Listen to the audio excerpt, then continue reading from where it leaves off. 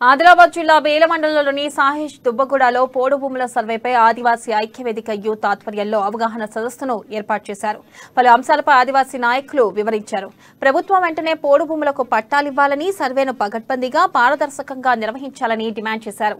Agency ప్రాంతాల్లో నివసించే ఆదివాసీలకు అన్యాయం జరిగితే ఊరుకునేది లేదని హెచ్చరించారు. ఈ సమావేశంలో ఆదివాసీ నాయకులు కొడప సోనేరావు తదితరులు పాల్గొన్నారు.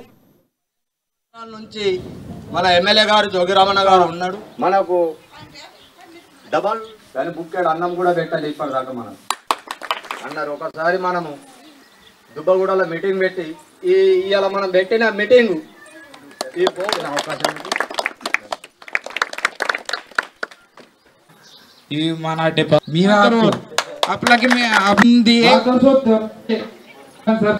మా పొడి భూముల సమస్య తీర్చేసేలేండి. మమ్మల్ని పట్టాకి ఫారెస్ట్ వాళ్ళు కట్టుకున్నాం.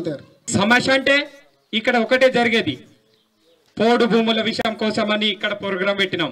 కానీ మా ప్రజలకు కూడా ఒకటి తెలియాలంటే, మా ప్రజలు కూడా ఏం చేస్తారు, పోడు భూములు అంటే ఏంటో, నాకు చేను ఉంది కదా, నాకు చేను ఉంది, మిగతా వాళ్ళకి చేను లేదంటే వాళ్ళ సమస్యను నా సమస్య కాదన్నట్టు వెళ్ళిపోతారు. అలా కాకుండా మనం గ్రామాలందరూ ఒక్క కట్టుబడి ఉంటే ఈ పోడు భూమి కాదు, మన కేసీఆర్ ముఖ్యమంత్రి కాదు, మన ప్రధానమంత్రి కూడా మన దగ్గర దిగి వస్తారు. అలాంటి సత్తా మన దగ్గర ఉంది. బేల మండలంలోని దుబ్బగూడ గ్రామంలో ఆదివాసీ చైతన్య వేదిక ఏర్పాటు చేయడం జరిగింది.